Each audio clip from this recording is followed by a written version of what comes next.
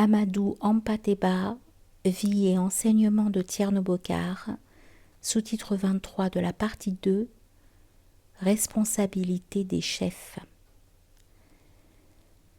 S'il conseillait aux hommes la tolérance et la patience, il n'en condamnait pas moins pour autant les abus des chefs qui manquent à leur devoir. Lorsque je lui demandais « Tierno, pourquoi voit-on la plus petite faute d'un chef ?»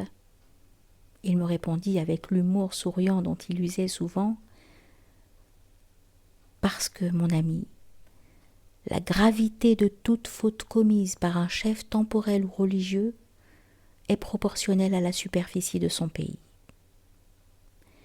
L'efficacité en est multipliée par la densité des habitants de cette chefferie ou des adeptes de cette obédience, multipliée encore par le poids de la faute et augmentée de l'exagération des compteurs ambulants.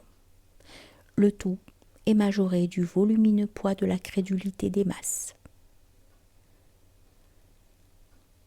Il se fit plus grave dans une autre image qui traitait du même sujet et dit « Un jour, je fis un plongeon dans la rivière. Soudain, je sentis que je m'enfonçais dans un abîme et qu'une charge d'eau écrasante pesait sur moi, comme si les esprits peuplant les hauteurs d'où je m'étais détaché appliquaient sur moi tout leur poids.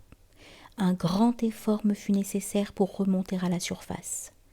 Une fois hors de l'eau, un autre effort me fut nécessaire pour trouver dans la vie morale le correspondant de l'étrange malaise dont j'avais souffert. En y réfléchissant, je vis que les conséquences de nos fautes se mesurent à la hauteur de notre rang social, d'une part, et de notre situation personnelle à l'instant de la faute, d'autre part. Plus notre rang social est élevé et notre situation honorable, plus l'abîme de notre chute sera profond et plus violente notre asphyxie morale au public. Toujours scrupuleux et soucieux de justice, il n'accablait cependant pas le chef lorsque la faute incombait à ses intermédiaires ou aux mandataires. Il disait « Il est une inconséquence qui m'étonne plus que beaucoup d'autres.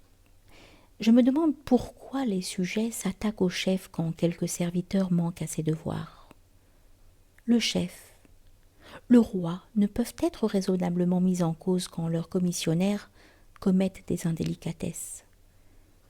Tant qu'un serviteur reste fidèle à sa consigne, on doit le considérer comme un serviteur. Mais dès l'instant où il se détourne de son devoir, il cesse d'être l'agent de celui qui l'a envoyé, et celui-ci devient une victime au même titre que les autres. » Au moment où Tierno Bokar tenait ces propos, nous étions en 1933. Il n'avait pas encore eu à souffrir personnellement de l'action de tels intermédiaires. Mais plus tard, lorsque quelqu'un lui dira « La France n'aime pas les 11 grains, elle donne des ordres pour les poursuivre et les persécuter », il répondra « Es-tu certain que c'est vraiment la France qui a dit cela ? Ne serait-ce pas plutôt nos antagonistes qui, ne pouvant avoir raison de nous ni par leur propre force, ni par leur science, ni par leur prestige, ont choisi de nous desservir auprès de la France afin d'utiliser contre nous sa force, son prestige et sa science ? Comme dit le proverbe, ils battent le tambour pour pousser deux groupes qui n'ont rien à se reprocher mutuellement, à s'exterminer l'un l'autre à leur profit.